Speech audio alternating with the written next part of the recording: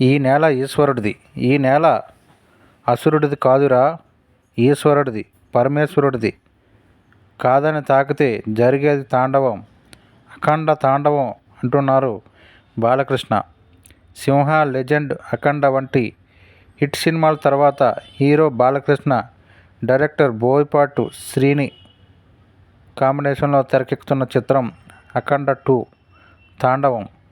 ఎం. తేజస్విని నందమూరి సమర్పణలో 14 reels plus బ్యానర్పై రామ్ అచంట, గోపి అచంట నిర్మిస్తున్నారు.